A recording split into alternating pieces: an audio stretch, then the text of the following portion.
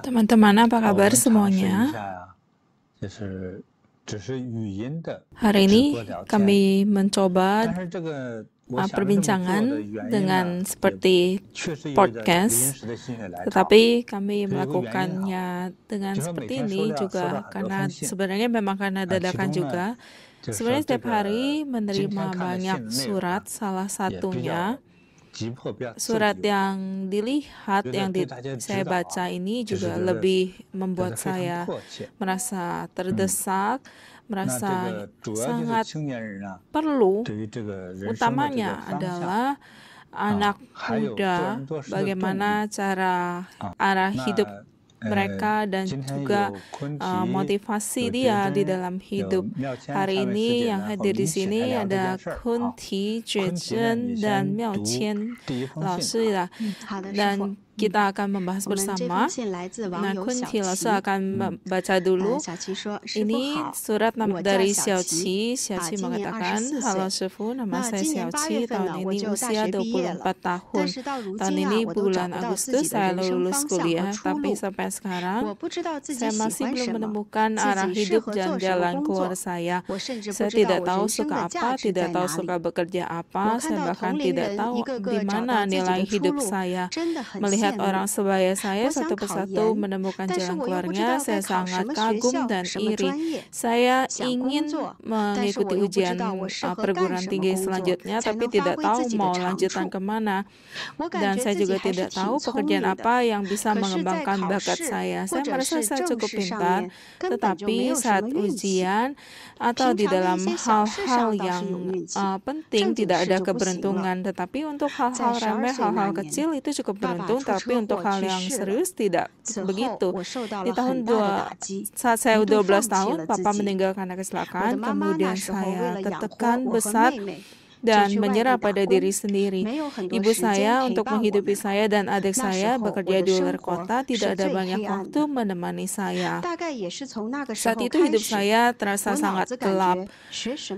Dan mungkin mulai saat itu saya merasa kalau belajar apapun tidak bisa masuk. Sangat aneh, seakan pikiran tidak cerdas. Keluarga kami tidak begitu kaya, saya juga tidak pintar seperti orang yang lain, tapi saya tidak tahu apa yang bisa saya lakukan kelak dan bagaimana supaya bisa menghasilkan uang banyak supaya saya bisa memberikan kebahagiaan kepada keluarga yang saya cintai. Harap Shifu bisa memberikan saya jalan, memberikan saya petunjuk keadaan Shifu. Ini surat dari Xiaoqi. Ya, ini dari Miao Qian. Ya, pertanyaan surat yang akan kamu bacakan juga cukup penting ya. Kamu bacakan ya. Baik, Shifu. Pertanyaan ini berasal dari Korea. Seorang anak muda, bayi besar berusia 38 tahun. Nah, ini suratnya dari ayahnya. Ayahnya berkata seperti ini, "Di rumah saya ada anak yang tersayang. Dia adalah bayi besar berusia 38 tahun. Tidak bisa dilepaskan, sangat kesulitan. Putri saya, Asyu, dia sangat berbakti kepada orang tua, juga anak yang sangat jujur. Di saat 24 tahun, dia udah lulus kuliah dan mulai bekerja. Tapi yang membuat saya pusing adalah dia tidak bisa bertahan lama di satu kantor atau perusahaan, selalu pindah-pindah pekerjaan. Putri saya jurusan desain grafis. Waktu belajar dia sangat senang, tetapi sebenarnya saat bekerja mulai banyak masalah. Sebelumnya dia mengatakan kalau dia punya kepala bagiannya terlalu licik. Semua pekerjaan dikasih ke bawahannya, suruh-suruh orang terus, tapi dia tidak punya kemampuan, hanya menjilat atasan supaya bisa ada kepercayaan, hanya bisa menyiksa bawahan supaya mendapatkan prestasi dalam pekerjaannya, sehingga anak saya pindah ke pekerjaan lain. Nah, pindah ke perusahaan lain, saya ingat itu perusahaan percetakan. Di perusahaan ini bosnya tidak baik, dikasih kerjaan banyak, jadi harus lembur supaya selesai katanya. Gak bisa selesai jadi pekerjaannya sehingga pindah pekerjaan lagi. Sampai sekarang putri saya udah 38 tahun sampai seperti itu. Waktu bekerja di luar lebih dikit daripada waktu di rumah. Udah gak punya pacar lagi, pendapatannya juga gajinya tidak stabil. Sebagai orang tua saya tidak bisa mengusir dia, sedangkan istri saya sangat sibuk bekerja, pulangnya malam kalau lelah, mulai emosi. Ya, bagaimanapun udah bertahun-tahun sebagai pasangan juga kita bekerja sama. Setengah dari kebutuhan rumah ditanggung oleh dia. Biasanya saya tidak berani membuat dia marah. Nah, kalau putri saya ada di rumah lama, mulai dia bertengkar dengan ibunya. Kalau di saat mereka bertengkar, ngomong keras, kayak yang di sampingnya jadi deg-degan. Tetapi saya juga tidak tega membiarkan putri saya di luar mandiri sendiri. Sehari lewat hari yang penuh kewaspadaan membuat saya berharap supaya putri saya bisa cepat menikah. Asal dia udah menikah keluar, berarti maka keluarga di rumah segalanya akan menjadi damai. Ya, sebagai ayah tidak mudah ya, sangat risau ya, sangat cemas.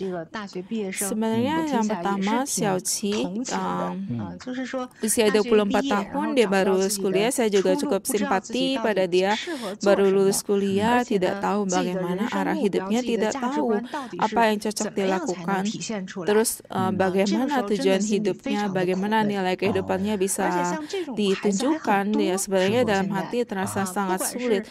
Dan anak-anak seperti ini di zaman sekarang sudah cukup banyak, baik di Amerika Utara, di Korea. Sebenarnya anak-anak sebenarnya cukup banyak ya. Kenapa seperti itu? Ya, sangat banyak. Ini sepertinya rasanya saya merasa seperti kondisi masyarakat ya. Ini sebab dari kondisi masyarakat atau saya rasa biasanya di negara-negara yang ekonominya cukup bagus hangat ada kondisi yang seperti ini. Kalau orang tuanya makin berada, anaknya semakin berbaring terus ya, seakan-akan tidak ada tujuan atau pengen melakukan apa. Ini saya mendengarkan kata berbaring ya. Jadi anak seperti ini ya berbaring ya, maksudnya tidak melakukan apapun ya, udah tidak mau melakukan apapun, tidak mau bekerja. Jadi sepertinya dua generasi ini budayanya berbeda. Generasi yang atas, yang generasi orang tua, kalau mereka tidak berusaha keras mungkin tidak ada makanan.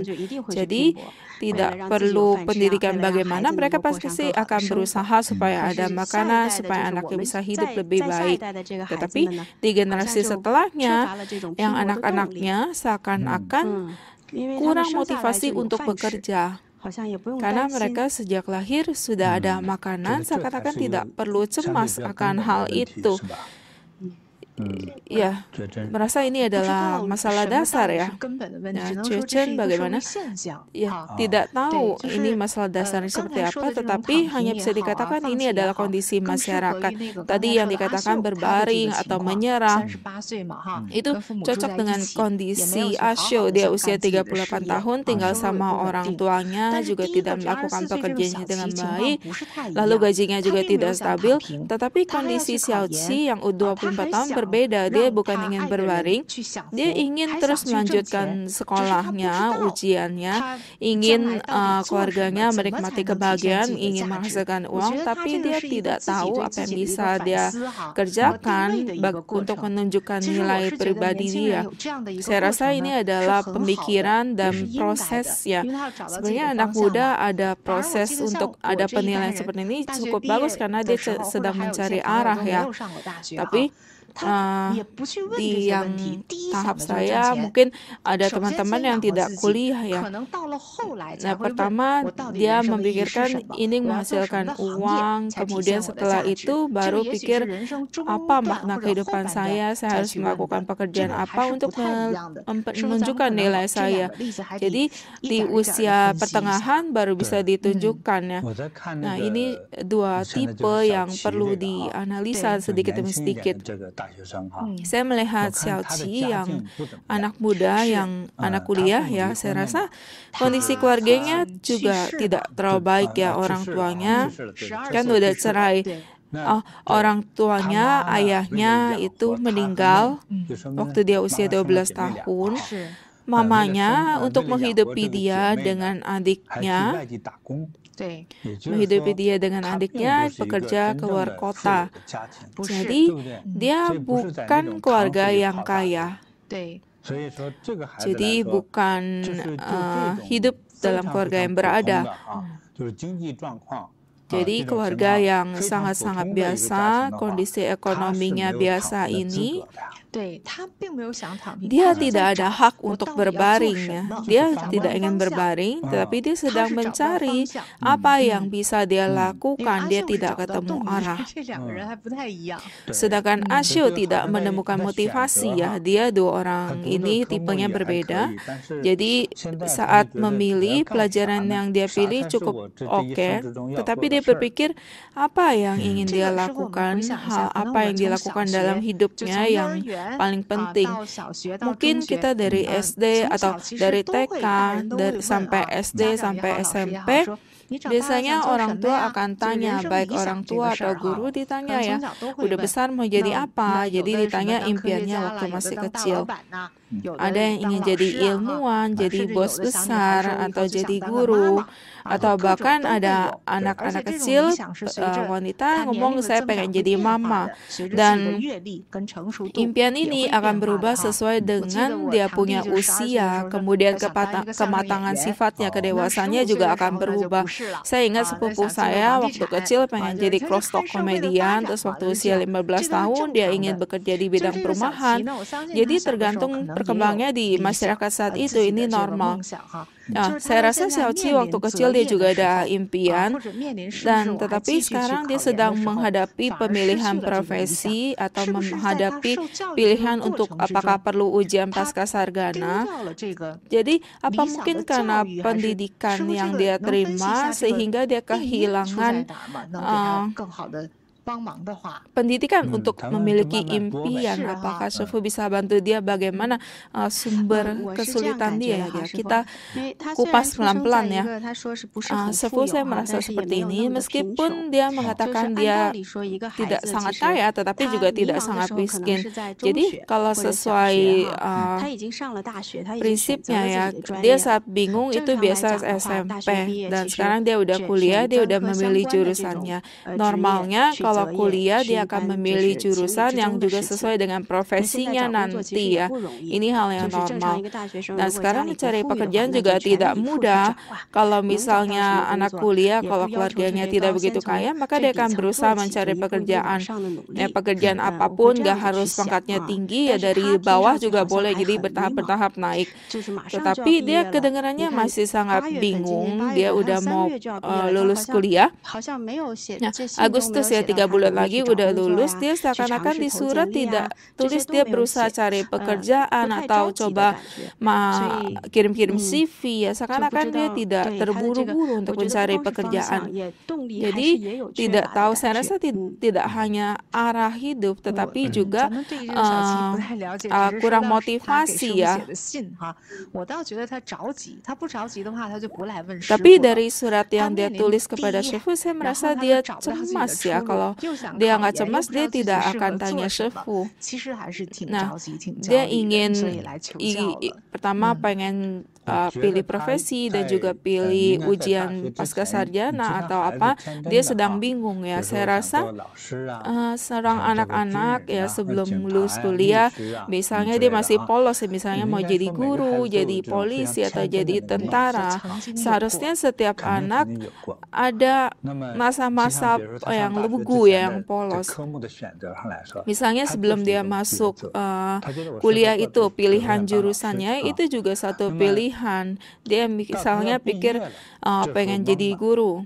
Terus waktu udah mau lulus dia jadi bingung di saat itu. Saya rasa ada satu sebabnya, yaitu saat dia di sekolah, di antara teman-teman baiknya itu semua juga mengalami hal yang bingung. Semuanya bingung. sebabnya, misalnya kakak kelasnya yang 2 semester lebih tinggi misalnya udah lulus kuliah 3 tahun masih belum ketemu pekerjaan yang sesuai dengan jurusannya. Dan setelah informasi seperti ini tersebar banyak, dia mulai merasa bahwa dirinya salah, dia salah pilihan. Misalnya, kalau belajar programming kan nggak mungkin ubah-ubah terus. Kalau pengen jadi guru, ya nggak mungkin pindah-pindah jadi akuntan, nggak bisa diubah-ubah. Jadi saat dia mendengarkan informasi negatif, dia mulai menutup dirinya, menutup impian dia awalnya yang apa, impian awalnya. Jadi sebelum lulus kuliah, dia mendengarkan hal-hal negatif yang tidak mendengarkan adanya orang yang tercapai impiannya. Jadi impian dia yang dulu itu seakan-akan hayalan, cuma mimpi yang tidak bisa diwujudkan. Kakak-kakak senior dia udah membuktikan hal ini. Jadi ya kita juga tidak mungkin bisa mewujudkan. Nah, sekarang cari pekerjaan itu seperti lebih banyak serigala daripada dagingnya ya. Jadi makanannya lebih dikit daripada si serigala.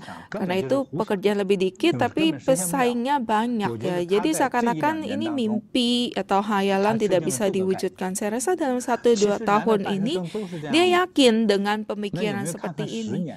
Apa semua anak kuliahan seperti ini? Bagaimana 10 tahun yang lalu? 10 tahun lalu yang udah lulus kuliah nggak ada komunikasi dengan dia. Yang dia pahami itu yang umurnya mirip ya, atau yang lebih besar 1-2 tahun ya tentu belum sukses ya. Baru lulus kuliah bagaimana bisa ada kesuksesan? Tapi dia berpikir ini setengah umur hidupnya ya pasti seperti ini, mengembang seperti ini. Jadi ya pikirnya ya udahlah, impiannya dilepas aja ya, biarkan pikirannya mengambang. Kalau nggak ada impian, apakah akan lebih mudah ya? Tapi sebenarnya tidak demikian. Karena itu dia ketakutan. Dan manusia itu dibagi-bagikan berdasarkan kelompoknya, benda sesuai dengan tipenya. Kalau kamu berteman dengan orang yang lebih ambisius, lebih mampu, apakah sekarang ini adalah waktunya kamu untuk menentukan tekad dan waktunya untuk mencari arah? Jadi seakan-akan sedang menunggu seperti di maraton, dan setelah lulus ini adalah masa start saya. Nah, sekali bunyi tembakan saya mulai berlari maju ke depan. Dia tidak demikian. Dia takut dengan informasi yang dia dengar. Dan kakak senior sebelumnya udah pincang-pincang. Nah, kita bagaimana ya? Lebih baik ya bengong dulu deh mau ke arah mana jadinya seperti ini. Termasuk juga di masyarakat, kondisi masyarakat tadi yang Kunti Suci mengatakan kondisi berbaring ya. Seakan-akan banyak orang yang tidak lagi berusaha, seakan-akan menyerah dengan impiannya. Jadi saya sendiri jadi lebih bimbang, dan dia memang ada pengaruh seperti ini. Ada juga teman-teman sekolah yang mengatakan ini seperti informasi yang hanya rasa ingin tahu ya, yang nggak begitu tepat, yang mudah tersebar. Jadi kita berusaha keras, impian tidak terwujud. Kamu berusaha keras ya tidak sebanding dengan punya ayah yang oke, yang baik. Ya sama seperti pasangan, sama seperti Nona yang mikir menikah dengan orang kaya atau orang yang belum bisa apa-apa, terus berusaha bekerja bersama. Menurut Cece, bekerja bersama, berusaha bersama 20 tahun belum tentu sukses ya. Ya benar, tapi saya merasa proses ini sangat membanggakan. Saya suka bekerja dari awal. Nah, kamu suka seperti itu. Banyak orang yang udah tua, udah luka-luka, tapi belum mendapatkan uang. Tapi setidaknya udah berusaha. Sudah berusaha belum tentu bisa menang. Ya memang hasilnya belum tentu oke, tetapi tergantung. Ada juga juga yang dia dapat, ada juga mendapatkan luka, tapi ada juga yang meskipun luka udah menghasilkan uang. Saya udah ada ke pencapaian, udah ada status. Misalnya dosen, saya berusaha mengajarkan, saya berusaha belajar, terus sampai 45 tahun udah menjadi profesor, ini usaha saya. Ada juga yang udah berusaha sampai muntah darah, kena kanker, bahkan wakil dosen pun tidak ada status itu. Bahkan dapat 10.000 pun belum ada. Jadi kalau sampai akhirnya kalau dilihat dinilai kehidupan kamu dari impian awalnya, mungkin sebagian besar orang tidak mencapai impiannya. Misalnya pengen berbisnis, saya mencapai sampai 30 tahun pengen dapat 300.000, terus 40 tahun dapat 1 juta, itu belum tentu. Mungkin sampai di usia itu kamu malah mengumumkan bangkrut. Mungkin sebelumnya udah sukses, udah dapat, tapi tiba-tiba bangkrut. Atau ada juga yang nggak dapat apapun, malah masuk penjara. Karena itu ada yang menjadi gila, ada yang menjadi penipu, ada yang menjadi narapidana. Misalnya sekarang di KK Park, ada yang bisa menipu orang, banyak yang Inggrisnya bagus, dia juga ahli internet lewat telepon ya. Coba dibayangin di Amerika, siapa yang nggak keganggu lewat telepon? Dari jam 8 pagi itu udah keganggu ya sama penipu lewat telepon itu. Setiap hari dapat hampir 3 telepon dari telepon penipuan dengan berbagai macam status. Orang-orang ini ada juga banyak yang lulusan kuliah dan bahkan ada yang sebagai profesor, sebagai master lulusannya dia tidak memiliki, kalau kualitas pendidikan dia nggak tinggi, dia juga nggak diundang ya. Jadi 10 tahun lalu saya pernah memecahkan kasus seperti ini. Satu orang bilang, saya udah mau kaya nih, Shifu, coba lihat benar gak? Saya pikir kalau dia kaya pun gak akan kasih tahu saya ya, gak akan dapat uang itu. Saya merasa itu penipuan, tapi dia nggak mengakui, dan akhirnya saya pecahkan kasusnya. Akhirnya berhasil, katanya itu dari Bank Hong Kong, di internet seakan-akan benar, dan saya terus cari tahu, dan saya tahu ini palsu, tapi mereka nggak mengakui. Saya pecahkan dengan cara tradisional, dan akhirnya ketahuan. Karena itu impian yang kita inginkan, yang kita bangun, misalnya contoh Xiaoqi, kelompok teman dia yang didapat informasinya adalah yang negatif, yang seakan-akan yang kalah, yang gagal. Nah, kalau seperti ini, belum mulai perang, belum mencari pekerjaan, udah mulai lemah ya. Impian apa? Itu hanyalah hayalan. Sekarang merasa diri sendiri cukup kasihan, saya harus kemana? Ya, karena itulah dia meminta bimbingan kepada Shifu.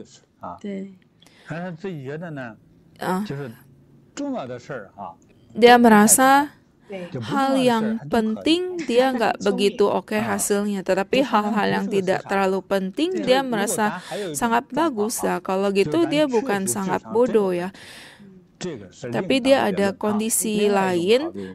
Kalau misalnya intelektualnya orang lain nggak begitu oke, sebenarnya juga ada kesempatan. Jadi orang yang bodoh pun ada profesi pekerjaannya. Orang pintar ada profesi untuk orang pintar, ya tergantung dia pura-pura pintar atau tidak. Lalu ada juga orang yang punya potensi sebagai orang pintar, jadi semakin kerja semakin pintar, makin kerja sambil belajar gitu ya. Dan dia merasa dia tidak sendiri, tidak gitu pintar. Kalau Cecen merasa pintar kan? Saya enggak. Kita semua udah naik mobil, kamu masih di sana ya. Tapi orang seperti ini kebijaksanaannya besar ya. Kalau ketemu nona atau wanita seperti ini harus tahu ya, hormatin. Dia ini orang yang tokoh yang hebat, baru seperti itu. Jadi kamu merasa tidak terlalu pintar, tetapi bukan berarti kurang kebijaksanaan. Sebenarnya apa itu kebijaksanaan? Saya rasa kebijaksanaan yang paling bodoh itu adalah yang udah yakin saya hanya mau melakukan hal ini. Nah, yang seperti itu baru mudah sukses. hal yang lain yang bikin kamu udah sukses adalah mengikuti arah secara bebas ya. Misalnya ini waktu itu ada youth camp ya, ditanya satu anak, nah dia impiannya pengen jadi penyanyi. Nah kita dari ilmu psikologis mulai nanya, ngomong ke dia, suara kamu kalau nyanyi di jalan misalnya juga tidak mendapatkan 100. Di saat semua orang mengatakan dia tidak sanggup, dia mulai ya ganti pekerjaan aja. Jadi waktu diajak ngomong 10 menit, dia mulai berubah impiannya. Jadi karena itu anak ini setidaknya arah impiannya yang dia mau itu tidak mudah sukses. Karena di saat kamu mengakui masa depan kamu kalau ayah kamu bukan orang yang bos yang kaya, maka orang yang menilai kamu biasanya hal-hal yang jujur. Tapi kejujuran ini adalah masalah yang di hadapan kamu. Misalnya ayah kita itu pekerja biasa, bukan bos besar, atau ayah kita itu orang kampungan. Nah, kelak bilang pengen jadi bos besar, lalu beli 100 bangunan, terus pengen nyetir mobil mahal. Nah, orang samping kamu bilang mimpi, nggak mungkin. Tetapi orang mana yang udah mendapatkan uang tidak pengen jadi bos? Pasti pengen ya. Karena mengejar keuangan, jadi pengen jadi bos. Dan akhirnya orang-orang lain udah gagal, akhirnya kamu mendapatkannya. Tetapi kamu seumur hidup bekerja untuk orang, apakah bisa menjadi bos?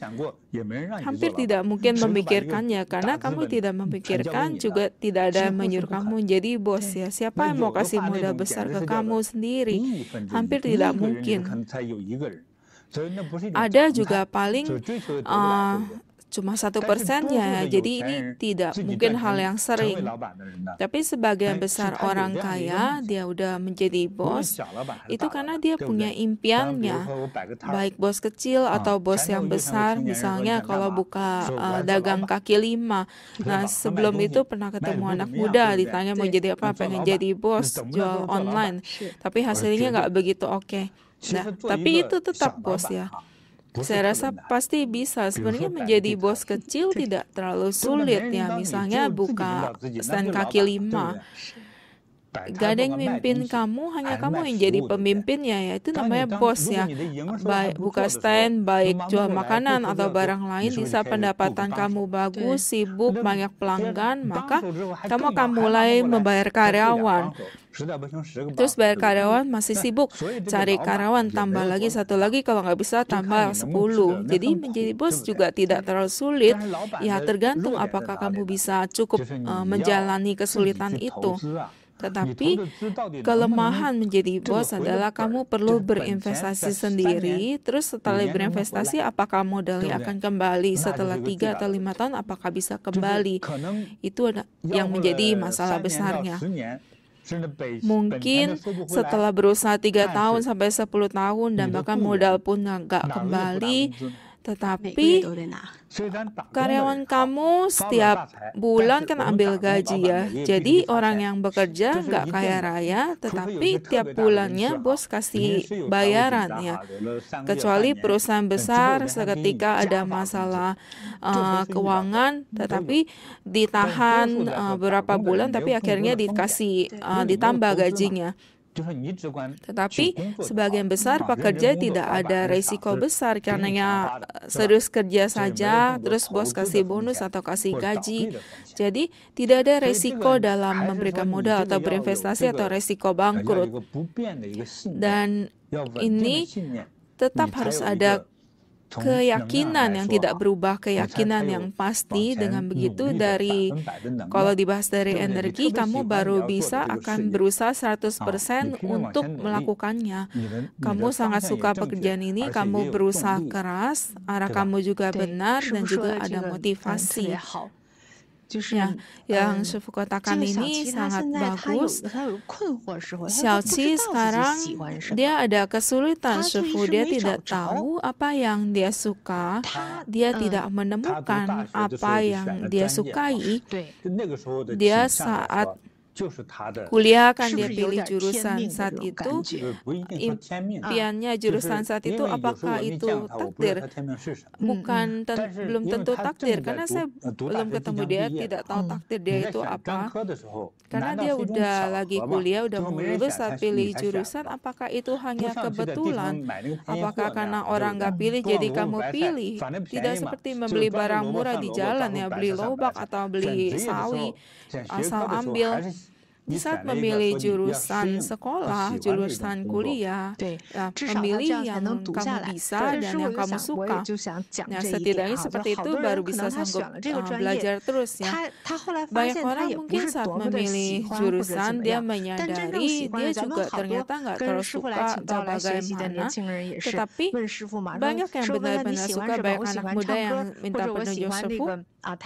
Sebetulnya kamu suka apa? Saya suka nyanyi atau suka main piano atau main musik lain.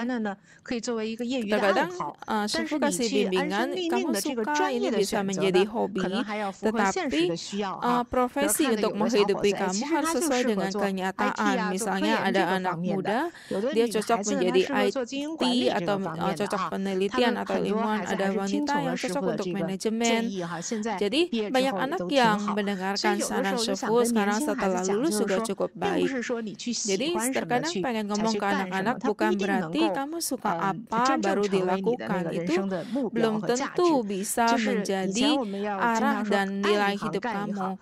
Jadi dulu sering mengatakan suka satu hal dijalankan. Ada juga Xiaoqi, karena dia udah ada jurusan ini dan belum tahu apa yang ingin dia lanjutkan. Ya, dia tidak tahu apa yang dia suka. Saya yakin dia mungkin tidak terlalu suka dengan jurusannya, tapi nggak apa-apa. Ya, kamu kerja dulu aja, cintai. Jadi sama bekerja, cari hal yang terkait dengan ini. Jadi kamu ada semangat yang tidak kalah, jadi semangat yang terus maju. Jadi bukan dari kepandaian, tetapi dari daya tahan. Karena suatu saat kamu pasti bisa berusaha dan bisa sukses. Jadi saran untuk Xiaoqi adalah kamu tidak tahu apa yang kamu suka, juga tidak apa, kerja dulu saja. Saat bekerja, selama proses kerja kamu akan menyukainya dan melakukannya dengan baik, dan kamu akan menemui kesempatan dan kamu akan menemui bakat diri kamu. Ya, orang zaman dulu mengatakan orang kaya sebelum dia kaya banyak yang dia berusaha untuk kelangsungan hidup. Misalnya seperti zaman dulu yang dia ikut ujian sarjana, sebenarnya dia ikut ujian itu sampai tua ya, dia memang pandai, tetapi setelah ikut ujian istana atau negara, hatinya langsung cemas, deg-degan, dan akhirnya juga tidak berani pulang ya, minta uang keluarga. Kalau dulu kan nggak bisa gesek kartu di rumah, kalau ada tanah, ada makanan, kalau misalnya perlu juga perlu waktu ya.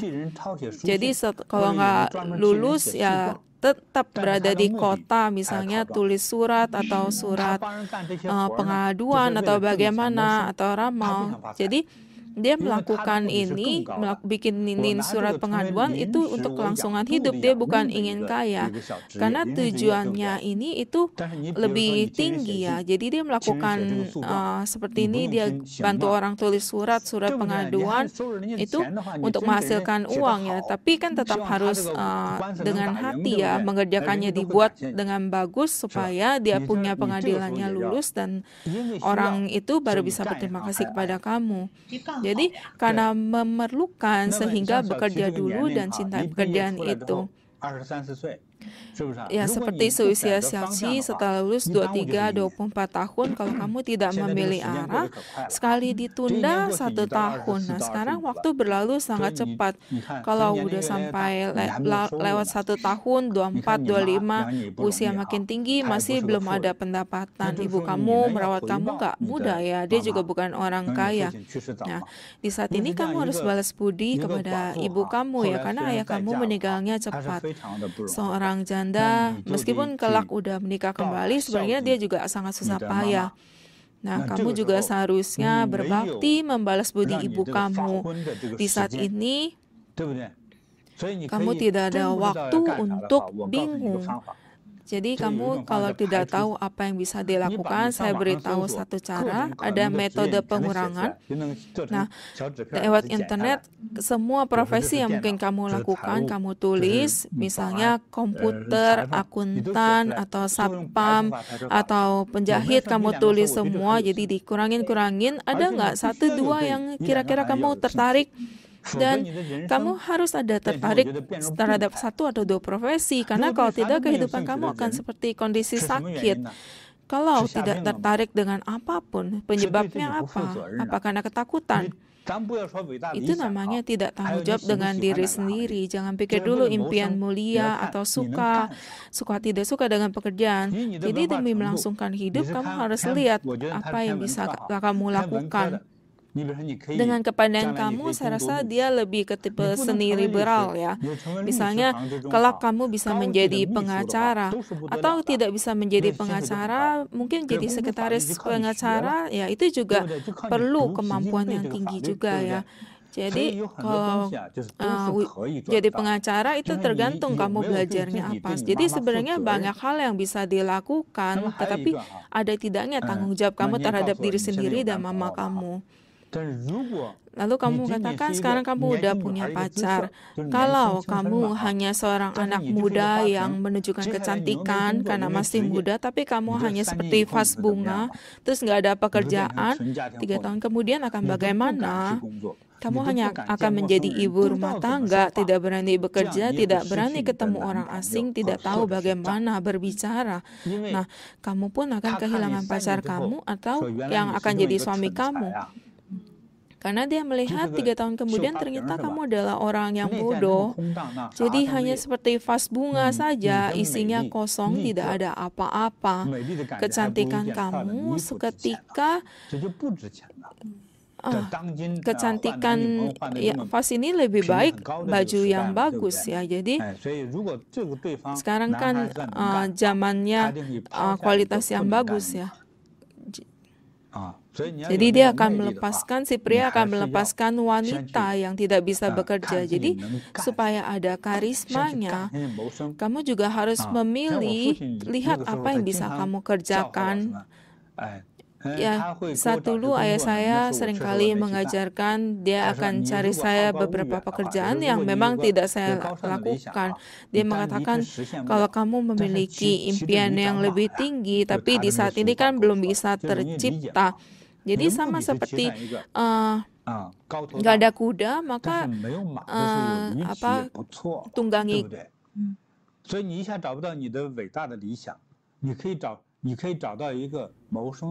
Keledai dulu. Jadi setidaknya ada pekerjaan dulu. Karena ini adalah tanggung jawab sebagai satu orang. Kalau kamu mencintai mama kamu, maka kamu harus ada tanggung jawab itu. Kalau tidak mau melakukan apapun, saya rasa orang ini tidak ada perasaan, rasa terima kasihnya terhadap mamanya. Jadi supaya bertanggung jawab, ada rasa terima kasih, maka harus segera mencari pekerjaan. Sudah lulus kuliah, kamu bisa kasih les ke orang-orang yang sedang sekolah. Mungkin ini bukan profesi, tetapi setidaknya ini bisa ada penghasilan. Ini cukup bagus juga. Misalnya di Taiwan ada guru les yang terkenal juga ya, dia cukup kaya, jadi dia mengajarkan orang sampai lulus sarjana satu persatu. Jadi Xiaoqi harus berusaha ya. Shufu terhadap Xiaoqi ini dia baru masuk ke dalam masyarakat, bimbingan Shufu sangat-sangat bagus. Tadi kita ada membaca netizen lainnya namanya Ashio yang dari Korea, dia udah usia 38 tahun. Dia udah ada pengalaman hidup juga, ada ketemu pekerjaan, terus keluar dari pekerjaan, ada yang pernah punya pacar juga, terus sekarang udah nggak ada. Sekarang usia 38 tahun, nggak ada pekerjaan yang stabil, juga tidak punya pacar, ayahnya sangat gelisah. Jadi mohon Shufu juga coba lihat kenapa kehidupannya bisa ketemu hal yang seperti ini. Ini kita analisa satu persatu ya, dikit-dikit. Ashio tipe seperti ini. Ini adalah kondisi berbaring di masyarakat. Berbaring ya, yaitu maksudnya tidak bekerja, setidaknya ada makanan, tidak kelaparan. Di antara kita berempat yang duduk sini ya, saya yakin tidak ada satupun yang pengen berbaring ya. Jadi saya pikir Asyu dia bukan orang kaya, orang tua ya, bahkan orang tua pun pengen keluar, tidak ingin berbaring terus kecuali nggak bisa bergerak ya. Tetapi kenapa dia tidak mau cari pekerjaan? Mungkin takut ya. Saya rasa dia takut. Ya. Ini benar, tetapi dia kekurangan kepercayaan diri.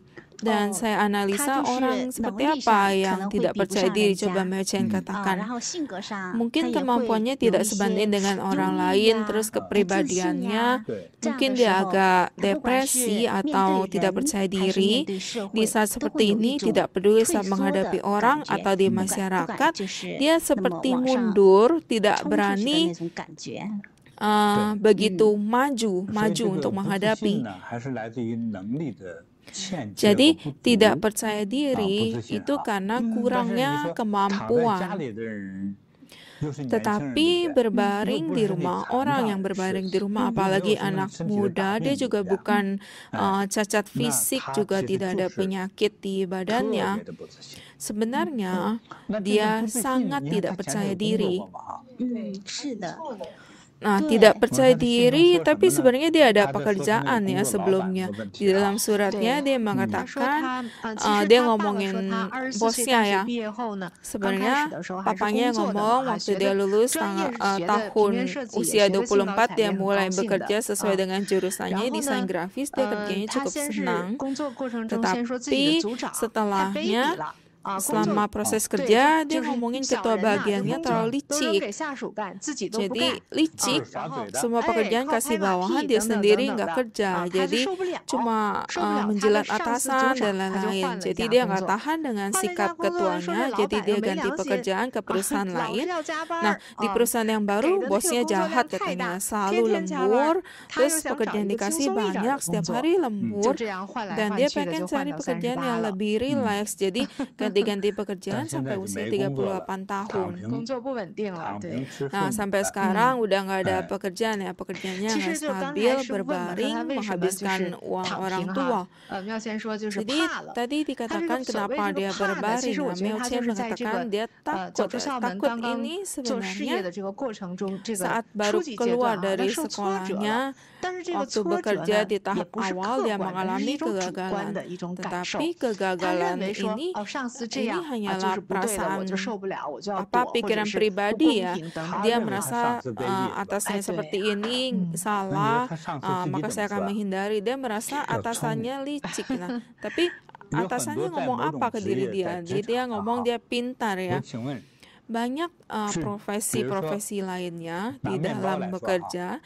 Nah, saya ingin tanya, misalnya buat roti. Nah, saya tanya kalian bertiga, yang buat roti dan yang jual roti, siapa yang lebih hebat? Yang jual. Yang jual ya. Yang jual. Nah, kalian semua kalau ke yang jual ya nggak bisa, yang bikin roti nggak ada yang mau bikin roti jadinya.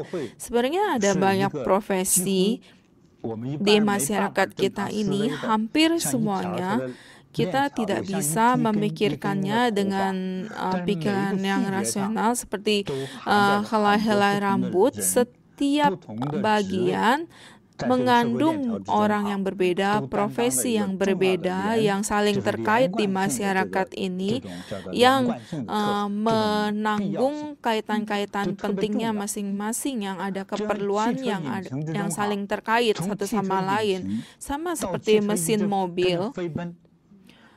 Sampai mobilnya bisa bergerak, nah, roda lebih penting atau mesin bergerak yang penting? Keduanya penting ya. Di saat belum ada setir otomatis, supir juga sangat penting. Tidak peduli mobilnya sehebat apapun, tapi kalau nggak ada supir ya sama aja, bisa gawat ya. Ini tidak bisa. Jadi, Asyo Dia merasa atasannya itu penjilat, orang jahat, orang licik.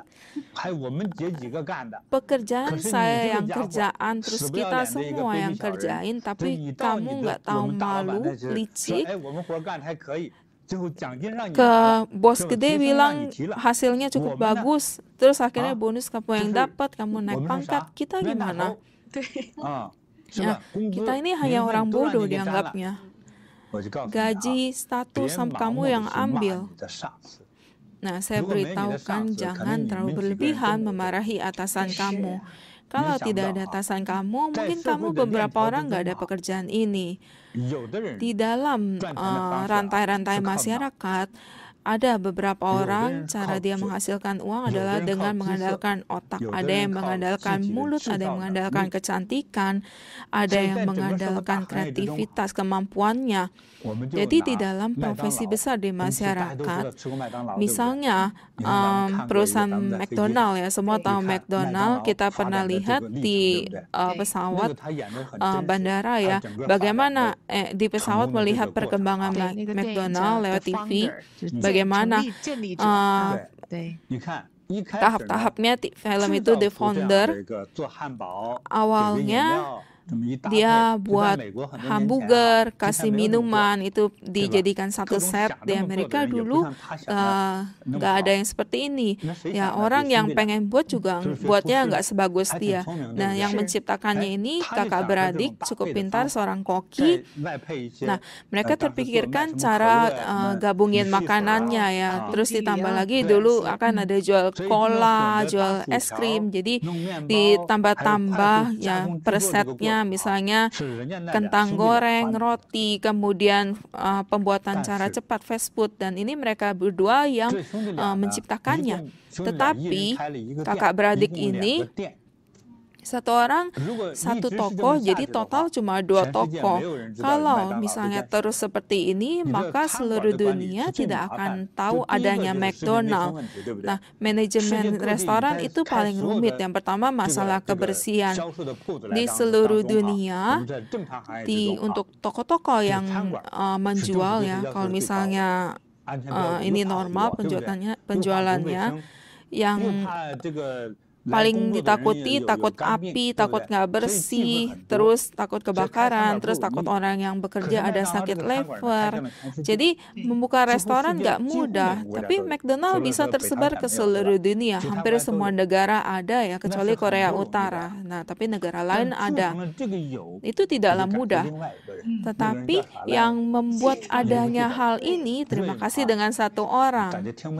Satu orang ini namanya Ray.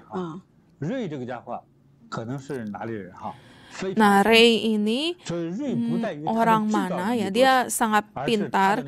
Jadi Ray bukan kemampuannya menciptakan, tetapi kekuatan otaknya dalam manajemen ini sangat hebat. Dalam berbisnis itu sangat hebat. Dia juga bukan seketika langsung menyebar ke seluruh dunia. Dia juga pernah kejebak. Awalnya dia mencari investor, banyak bos-bos investor. Mereka membuka cabang-cabang toko, jual apapun ada, ya bentar-bentar sapi goreng, bentar sosis, atau juga yang jual telur, ada juga yang jual lobak, ya jual apapun ada bos-bos ini. Terus ada juga yang tokonya dibiarinin, nah dia main golf sendiri. Jadi akhirnya Ray yang kenal dengan bos-bos ini, bosnya ini kalau bukan sama-sama makan di restoran, maka sama-sama main golf atau tamasya. Terus waktu ditanya, dia nggak kekurangan uang kan bos ini. Nah, katanya mau cari dukungan, ya saya dukung, ya kenapa cari masalah ke saya? Ya dia jualannya nggak sesuai hukum, sembarangan jualan. Ya nggak masalah teman-teman. Nah, kita bukan untuk menghasilkan uang, ya. Nah, Ray ini kesel banget, ya. Kenapa seperti ini? Jadi dicarilah orang yang ketemu suami istri yang bisa sukses, yang suka bekerja di restoran juga, dan juga memiliki kepandaian, pendidikan, terus juga tidak memiliki modal besar. Jadi orang yang buka restoran ini juga harus ada motivasi sehingga baru bisa punya manfaat yang bersama baru bisa bekerja ya. Jadi tidak boleh mencari orang yang tidak mau melakukan apa-apa. Jadi dicarilah orang tipe apa yang cocok untuk diajak kerjasama. Ya, diajak bekerja sama, dia pun tidak berani memberontak. Jadi kalau sekarang ingin berinvestasi di cabang McDonald, saya yakin setidaknya perlu 10 juta US ya. Terus juga punya kemampuan mengelola yang sangat kuat. Dan sekarang banyak bos yang pikir saya udah banyak uang masih buka McDonald. Tapi kalau kamu buka McDonald, maka kamu akan tiap hari mendapatkan uang ya. Tidak menjadi orang yang sangat kaya di dunia, tapi setidaknya menjadi orang kaya raya. Ya, tadi Shifu mengatakan di dalam profesi pekerjaan ini ada banyak rantai-rantai berbeda. Kamu seorang karyawan, dengan manajer, dan seorang bos atasan. Nah, ini profesinya, tanggung jawabnya itu berbeda. Jadi tidak bisa dengan standar kamu seorang karyawan menilai bos kamu. Dan kamu melihatnya juga tidak bisa menyeluruh. Jadi untuk hal ini bisa dikatakan Asio dia punya pengalaman masyarakatnya tidak cukup, pengalaman kerjanya tidak cukup.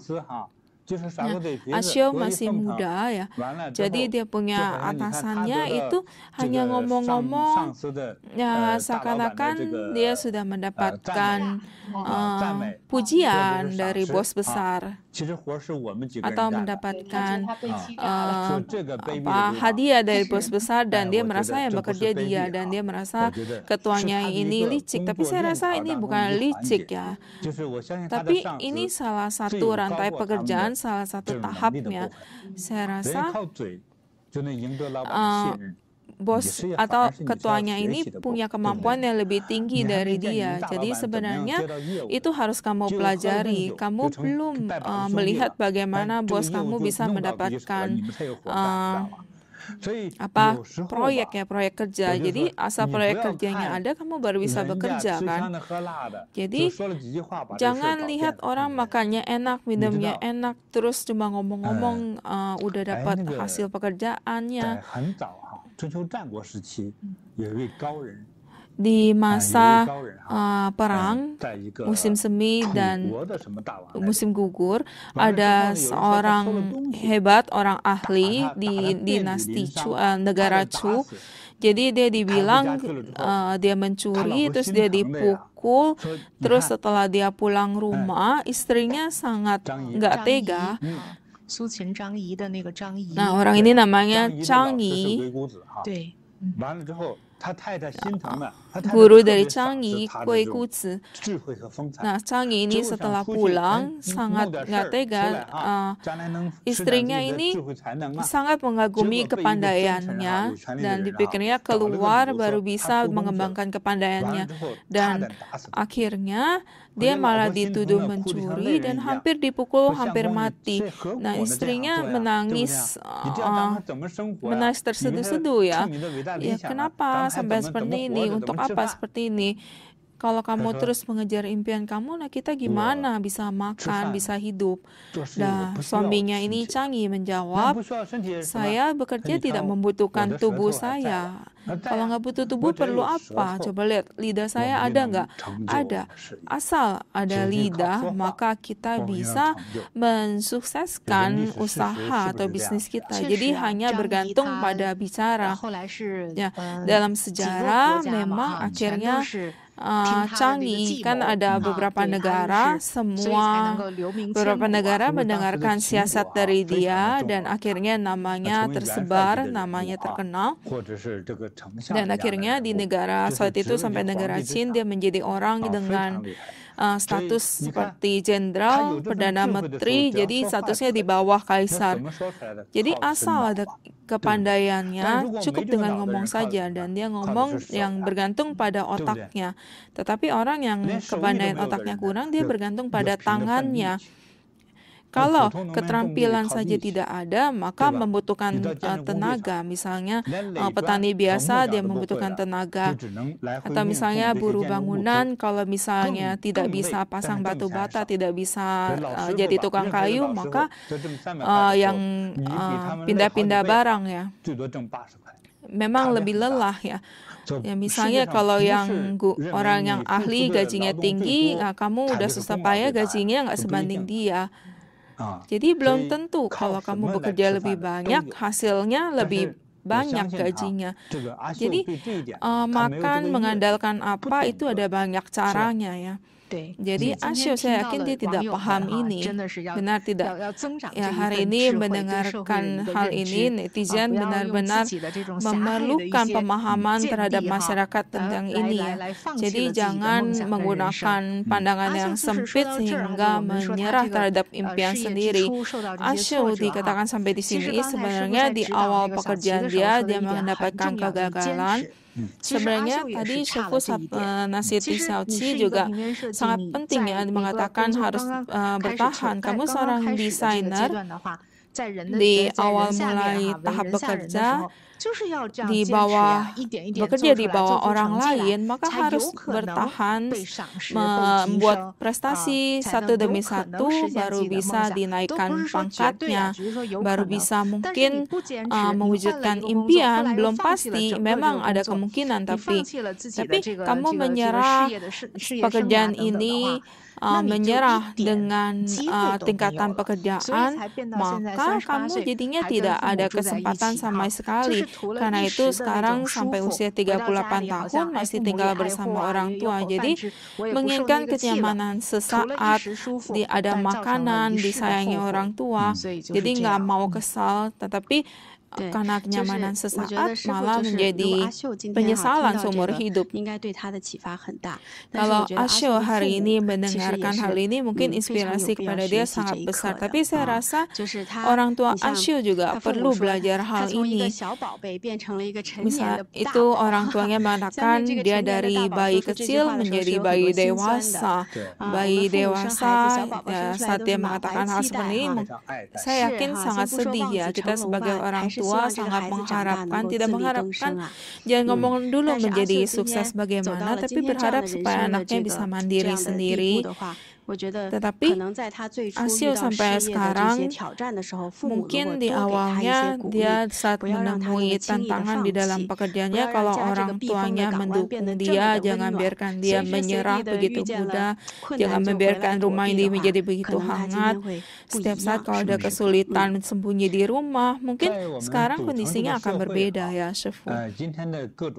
Di saat kita membentuk kehidupan ini dari berbagai macam media berita, dari koran sampai internet, sampai sekarang sampai sekarang handphone juga, kalau kita foto udah bisa menjadi media sosial, menjadi media pribadi. Setiap orang bisa menjadi pengawas masyarakat ya, bisa menjadi penilai di dalam masyarakat. Jadi banyak penilaian aspek apapun ada yang aspek untuk aspek keluarga. Selain pengawas atau penilai dalam politik, saya yakin banyak juga yang menilai kebahagiaan keluarga. Misalnya waktu suaminya pulang rumah, misalnya dikasih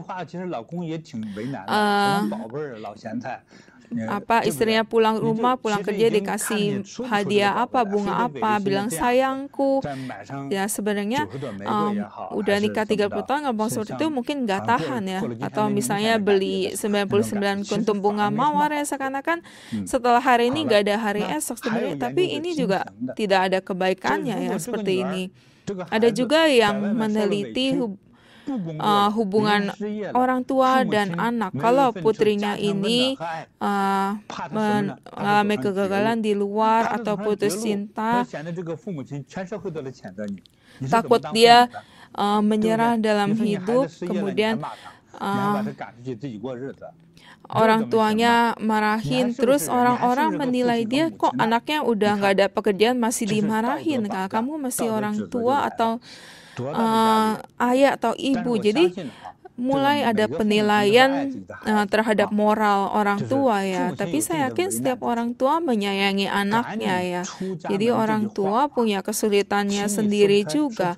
Mengusir anak keluar rumah itu tidak bisa dikatakan sangat sulit. Kalau misalnya ngomongnya nggak baik, mungkin keluarga akan retak ya, merasa orang tua ini nggak ada rasa sayang. Tentu ada anak yang lebih cepat dewasa ya. Ya, pikirnya ya mau di luar, mau sewa rumah atau pengen pacaran, jadi dia keluar sendiri, dia yang inisiatif, ini yang mau berusaha. Dalam kondisi seperti ini akan mudah muncul anak seperti ini, misalnya yang orang tuanya bercerai atau misalnya udah ketemu ayah atau ibu tiri sehingga anaknya secara alami mau keluar.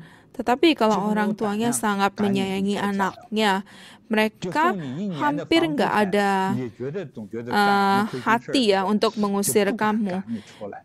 Kalau misalnya dibayarin uang sewa di luar 1 tahun pun tetap nggak berani ya, takut anaknya salah paham ke orang tuanya.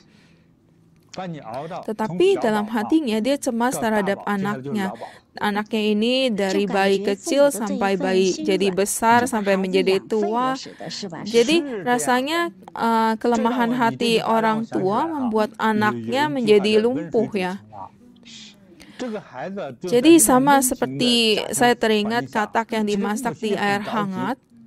Jadi kehangatan dalam keluarga seperti ini sebenarnya orang tuanya cemas, tapi dia tidak bisa ngomong ke kamu, nggak bisa tunjukkan ke kamu. Misalnya, papainya ini ada hal yang agak tidak benar ya. Saat putrinya dan mamanya bertengkar, papanya nggak ngomong ke kita kenapa mereka bertengkar. Saya rasa mamanya sangat paham ya kenapa mamanya marah. Mamanya berharap lewat marah ini bisa mengusir anaknya keluar dulu. Tetapi papanya ini kalau mereka berkelahi bilang kalian jangan marah-marah. Nah ini saya udah masakin. Jadi dia nggak bela siapapun tapi malah mencelakai anaknya. Ayahnya ini mempertahankan perasaan hubungan di keluarganya, tetapi membuat anaknya menjadi penggerogot gitu. Jadi yang memakan uang aja di dalam rumah. Ya sama seperti ulat sutra ya, ada pohon yang besar ya pasti dimakan. Jadi pendidikan orang tua terhadap anak di masa anaknya tumbuh besar memang ini ada hal yang penting. Di saat usia 24 tahun dia lulus kuliah, mungkin diberitahukan di masyarakat ini mungkin memang ada kegagalan, kamu harus percaya diri, harus kuat. Jadi mungkin udah terlambat, tapi harusnya dari kecil misalnya waktu makan bersama kan orang tua bisa bilang hari ini di dalam pekerjaan ketemu apa atau apa, tapi nggak apa-apa, saya gagal, saya masih tetap terus bekerja terus. Jadi di saat mengatakan hal-hal positif seperti ini tanpa disadari memberikan inspirasi kepada anak, pengajaran kepada anak, jadi anaknya ini mengikutinya. Hal ini sangat penting ya. Misalnya Asyo tidak keluar rumah ya, misalnya dia tidak tega keluar diusir gitu. Jadi dia terus berbaris, terus berada di rumah. Ini karena kegagalan dia di masa awal. Kegagalan ini misalnya di pekerjaan pertamanya, dia punya ketuanya, orang yang licik. Terus setelah ganti di perusahaan lain, bosnya nggak punya hati nurani.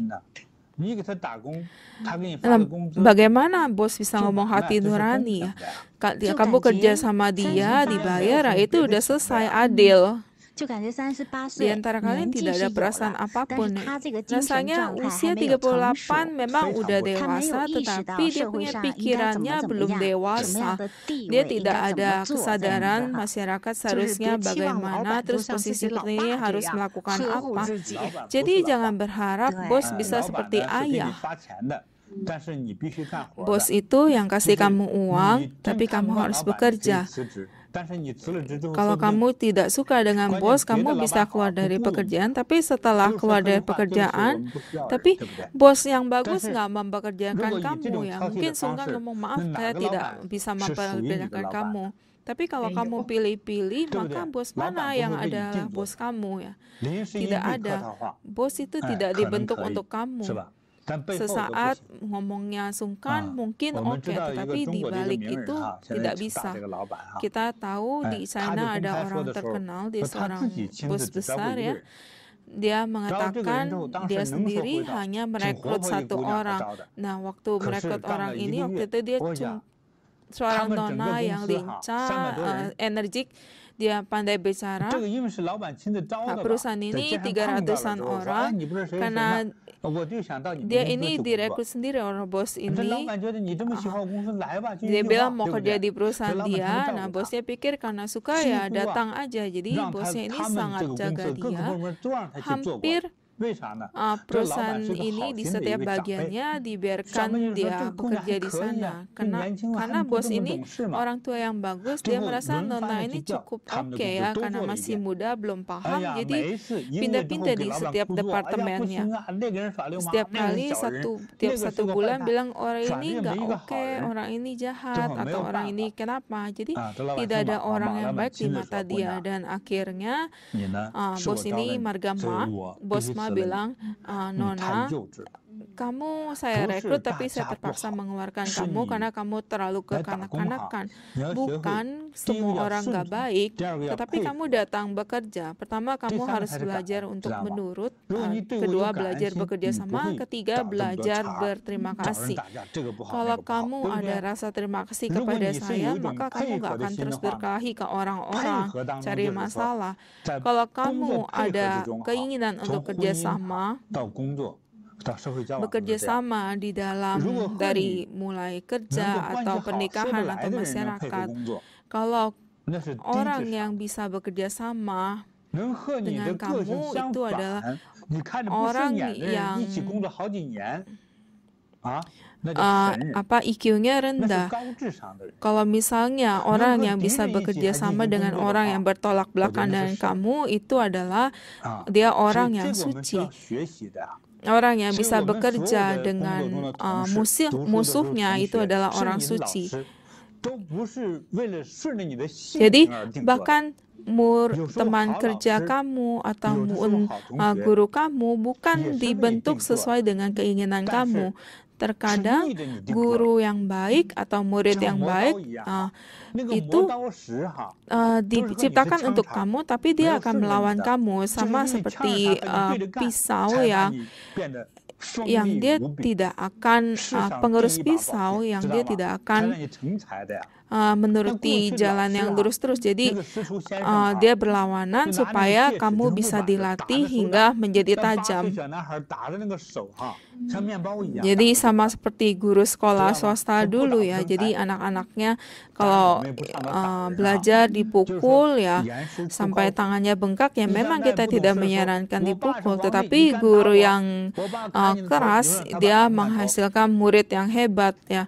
Kalau misalnya bilang ayah dia kaisar ya, mau dipenggal, ya ayahnya juga nggak akan penggal ya, pikirnya lebih baik begitu.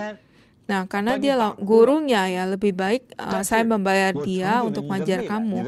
Hari ini meskipun saya memukul kamu sampai nangis, tapi saya membentuk masa depan kamu. Masa depan kamu itu menjadi orang yang hebat, orang yang berguna, orang yang mulia. Jadi lebih baik dipukul. Kita di Amerika Utara ada berapa banyak anak yang memakai narkoba.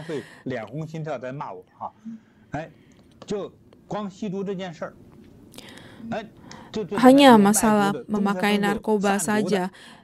Ada yang menjual narkoba, ada yang berdagang, sampai anak-anak semua memakai narkoba karena ini adalah kebebasan. Tetapi bagaimana dengan anak-anaknya? Mereka hancur ya seumur hidup. Jadi kondisi masyarakat yang parah ini, kita pendidikan dari orang tua sangat penting. Dari kondisi memakai narkoba ini, jadi sebenarnya di Amerika Utara, yang saya kenal, orang bule Amerika Utara sebagai ayah, dia sangat tahu, dia sebagai pilar keluarga, dia tahu dari kecil harus membentuk pikiran anaknya. Jadi setiap hari makan bareng satu keluarga, dia bilang kalian jangan pakai narkoba ya, kalau pakai narkoba usia 30 tahun gigi lepas semua. Terus kalau nona-nona itu kurus sampai seperti itu udah nggak bisa hidup. Jadi dengan cara seperti ini, seperti menakuti untuk mengajarkan anak-anak. Jadi anaknya kalau dari kecil dengarnya banyak merasa ini menakutkan, maka saya nggak mau seperti ini. Tapi ini malah membentuk pendidikan yang positif. Sebenarnya ini adalah cara tanggung jawab sebagai orang tua. Yang saya katakan dengan kamu itu berbeda ya. Mengenai Asyo ini yang dari Korea ini, dia berada di kondisi yang tidak percaya diri ini karena dia tidak memahami penyebabnya. Dia mencari tahu masalah bosnya, mencari tahu kekurangan bosnya, itu karena dia tidak mau makan, tidak mau bekerja. Jadi dia tidak mau kesal karena bosnya tidak akan terima uang dari bosnya. Kamu tahu tidak penyebab utamanya? Yaitu karena tidak ada tanggung jawab, tidak ada harapan diri. Orang tuanya membesarkannya sendiri, sekali dirawat 20 tahun, kuliah, dan lain-lain. Sebenarnya banyak orang tua sendiri tidak berani mengeluarkan uangnya. Bahkan pakaian dalam udah sobek-sobek, banyak mamanya yang pakaian dalamnya dijahit-jahit terus-menerus nggak berani beli ya. Nah, sebenarnya pakaian dalam nggak mahal, tapi dia hemat supaya anaknya bisa pakai, bisa sekolah. Tapi kita bagaimana? Nah, anaknya ini cari masalah, nggak mau kerja. Misalnya bos ini nggak bagus, rekan kerja yang nggak bagus, atau tempat kerjanya jauh, atau suruh lembur, atau nggak baik ngomongnya ke saya. Nah, itu bukannya orang jahat. Yang dia kurang dari dirinya adalah dia tidak paham apa yang dia mau. Ya, jangan lupa ya, sebenarnya hal-hal ini yang perlu dia pelajari. Jason, sebelumnya kita pernah membahas, yaitu ada banyak.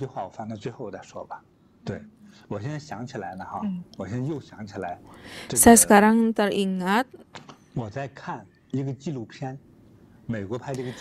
saat saya melihat satu video yang dibuat dari Amerika, sangat menarik, yaitu ada keluarga Meksiko, kan itu berseberangan dengan Amerika, Meksiko. Di dalam keluarga di Meksiko ini, seorang anak muda usia 7-8 tahun namanya Hesai. Hesai ini ikut dengan keluarga besarnya, ya, jadi dia masuk ke mobil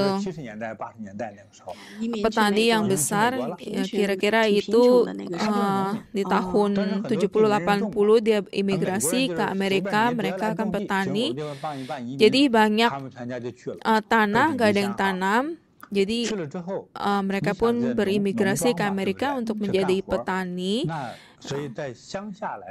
Karena jadi bagi orang perkampungan kan bertani, dia punya pendidikannya lebih rendah. Jadi semakin terpencil, gurunya juga kurang, kualitasnya tidak sebanding dengan kota ya. Jadi kualitas gurunya agak kurang. Tetapi pertanian dia ini waktu itu di Amerika, semua pertanian kan berada di perkampungan ya. Terus kalau mau mempekerjakan orang sulit sekali. Terus dia punya tanahnya itu kan dia sewa dan harus bayar uang sewa. Jadi dia pun nggak rela bayar orang untuk bekerja, sehingga satu keluarga bekerja di pertaniannya ini. Terus papanya Hesai kepikiran, kita kemanapun adalah petani, dari generasi ke generasi petani. Meskipun menjadi petani itu tidak begitu baik, tidak begitu terpandang, tetapi setidaknya kalau panen kita tidak akan kelaparan ya. Jadi kalau di zaman pertanian, orang-orang berpikir seperti ini, papanya juga demikian. Dia setelah terpikirkan hal ini, terjadi satu kejadian. Kalau misalnya sedang panen, sibuk, maka Hesai nggak dikasih sekolah ya. Paling ya papa tulis surat izin atau bilang kamu sakit ya. Pokoknya bohong. Jadi Hesai nggak dikasih ke sekolah supaya bisa bantu-bantu bekerja di rumah. Nah, Hesai yang masih kecil, misalnya kalau sekolah 100 hari, setidaknya ada 35 hari itu bekerja di sawah sama papanya. Lalu pelajarannya ketinggalan, Hesai juga sakit kepala ya. Jadi setiap kali nggak berani lihat gurunya. Awalnya baru datang kan, Inggrisnya nggak bagus, dia baru datang ke Amerika. Jadi kalau ketemu guru dia takut juga, dia juga anak yang tertutup ya. Tapi dia ketemu dengan guru yang baik. Nah, guru yang baik ini dia sangat perhatian ke murid-muridnya. Dan dia tahu sebagian besar anak-anak itu anak petani dan dia tahu kondisinya ini. Nah, guru wanita ini dia inisiatif ke rumah Hesai. Dia udah pulang kerja kan, dia langsung kasih les ke Hesai. Nah, keluarganya cukup terharu. Nah, suatu kali malam hari udah selesai les, udah tambahin kasih dia ngajar dia. Nah, papanya bilang, Hesai antar guru keluar pekarangan. Nah, waktu itu malam itu kan bulannya sangat terang, nggak ada awannya juga cerah. Nah, terus waktu itu Hesai bilang, Hesai mau tanya ya, gurunya bilang gitu. Hesai bilang, di belakang bulan apa? Bukannya katanya bulan itu bulat ya. Nah, gurunya bilang, sebenarnya saya juga tidak tahu. Hesai kalau udah dewasa, gimana kalau lihat di belakang bulan? Nah, kalau gitu kamu harus berusaha belajar. Saya rasa impian kamu pasti akan tercapai. Hesai kan masih kecil waktu itu ya. Dia bilang, benar nggak? Benar ya? Nah, gurunya bilang, ya saya rasa bisa. Nah, dia dibohongin kan anaknya ya. Gurunya bilang bisa. Nah, seketika Hesai matanya berbinar-binar, katanya udah besar, pengen ke bulan. Nah, impiannya ini, impian yang seperti khayalan bagi dia, seketika malah membuat dia berusaha belajar, dan dia tidak bodoh, dia juga memang intelektualnya oke, dan gurunya juga bantu dia belajar keras sampai besar. Nah, dia bekerja, dia ambil jurusan di bidang luar angkasa, mengenai jurusan luar angkasa. Dan setelah itu, setelah dia belajar jurusan itu, nah dia mulai lanjut belajar sebagai bidang master dan masih mengenai jurusan luar angkasa ini.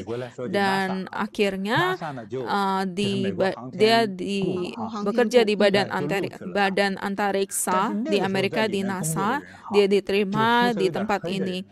Tapi orang yang bekerja di dalam, orang yang kulitnya hitam itu baru dia orang yang pertama.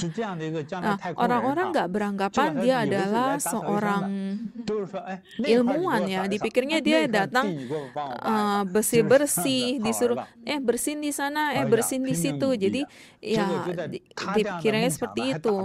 Nah, tapi dia berusaha, dan impiannya ini membuat seorang nona tersentuh. Dan nona ini berpikir, orang ini pasti kelak akan sukses ya, karena merasa dia berbakat. Jadi nona itu suka sama dia. Dan di Amerika saat itu kan masih zaman melahirkan anak, sekali melahirkan 2-3 anak. Istrinya urusan-urusan rumah tangga, ajak anak ya, meskipun kelelahan tapi semuanya ditanggung. Nah, kalau Hesai pagi hari kerja, terus malam hari belajar menjadi astronot ya, dia bayar sendiri. Jadi supaya dia latihan fisik kan, waktu itu kan pemerintahan ada ketentuannya, jadi dia melakukan latihan yang sangat kuat supaya dia punya fisiknya bisa seperti atlet ya. Dalam kondisi tanpa oksigen bisa bertahan itu tidak bisa dilakukan ya, tidak bisa dilakukan orang lain, jadi perlu latihan. Nah, pelatihan fisik ini supaya dia bisa menjadi astronot, dan kemudian abis itu dia menulis surat kepada kepala astronot. Setelah tulis surat berapa kali nggak ada yang balas. Setiap latihan, setiap laporan kesehatan apa semuanya udah dikirim, tapi tidak ada yang peduliin. Jadi dia tulis surat pengen jadi astronot, dia pengen lihat di bulan. Tetapi dia tidak putus asa. Banyak orang yang bujuk dia, ayah dia juga bujuk dia, katanya kamu hasilnya udah cukup bagus, kamu udah bekerja di badan antariksa, kita tetangga-tetangga sekitar, nah saya ulang tahun semuanya datang karena kamu, kami semua merasa terhormat karena kamu ya, jadi tidak perlu terlalu mengejar impian seperti itu. Tapi saya berpikir seperti itu, orang merasa terhormat adalah kalian, tetapi melihat bulan itu impian saya. Jadi dia bekerja keras.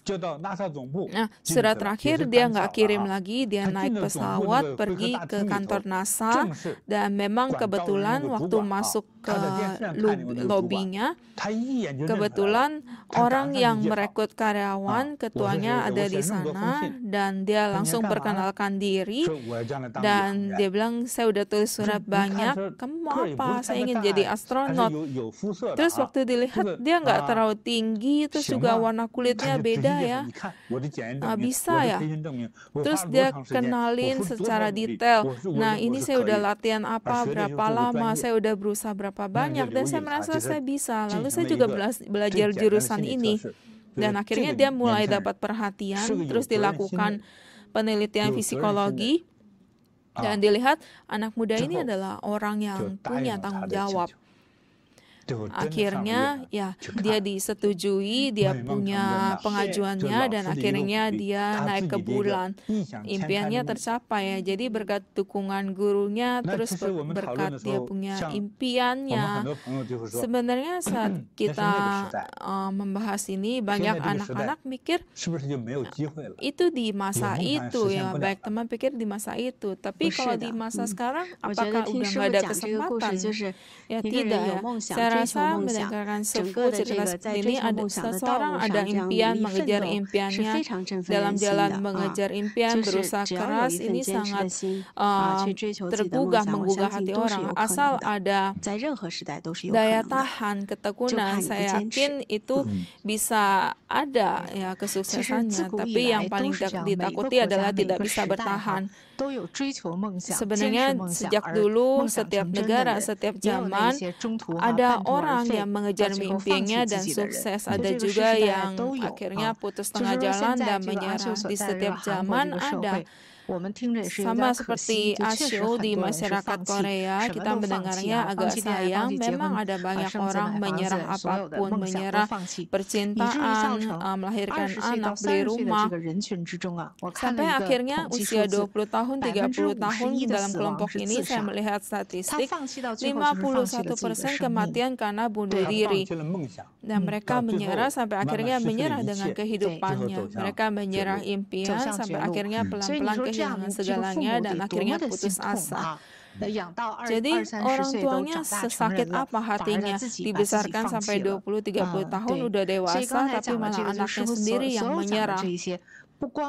Jadi tadi dikatakan, segala yang saya katakan ini tidak hanya anak muda sendiri yang harus belajar untuk hati yang kuat, hati yang bertahan, mengejar, mencari impian, setelah menemukannya harus menjalankannya dengan teguh.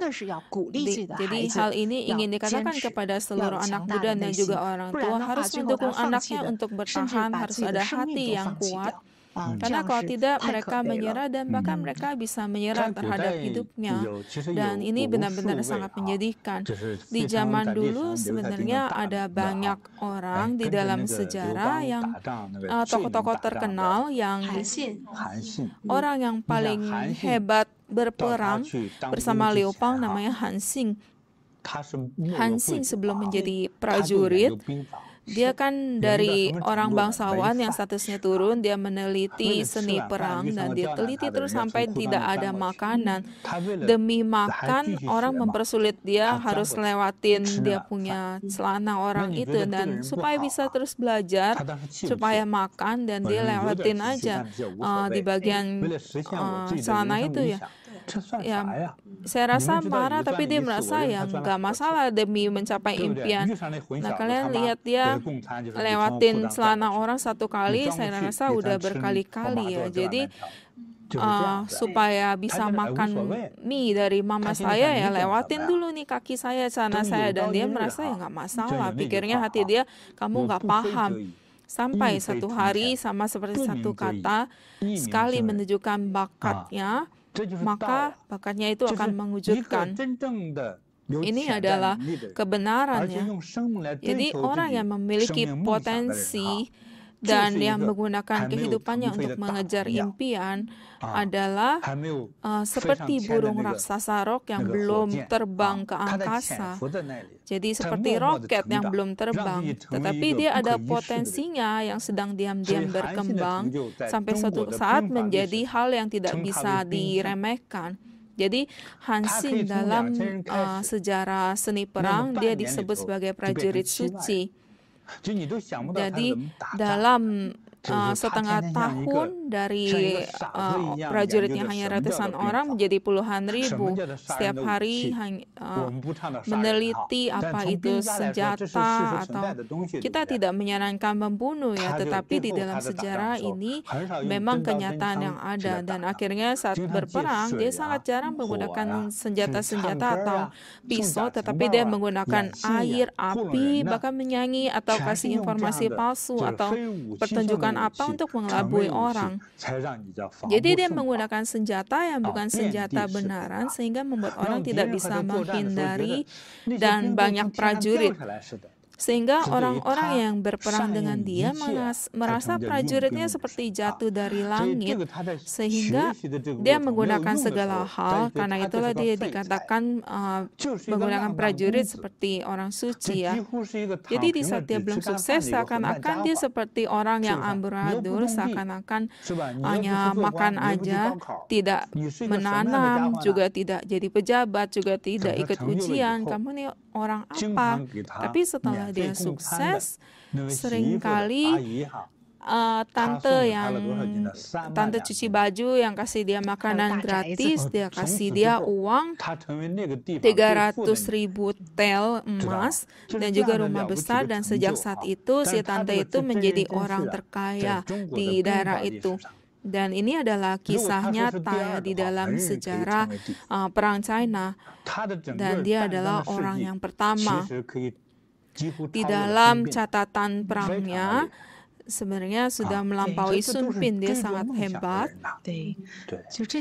Jadi ini adalah orang yang mengejar impian.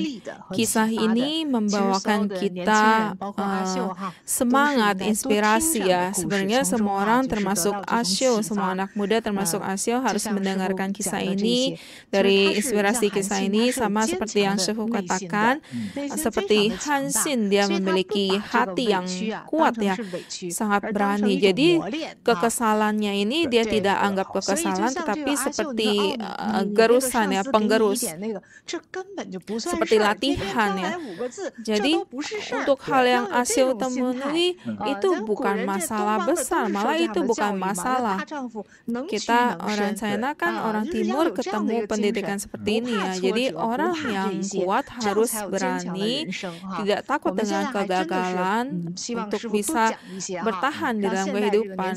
Jadi kita berharap Shifu bisa bahas lebih banyak supaya anak muda sekarang, orang tua bisa mendengarkan hal-hal yang untuk menunjukkan tekadnya ya. Seperti kisah Hansin, jadi di dalam belum sukses dia ada hati yang kuat karena dia ada harapan ya.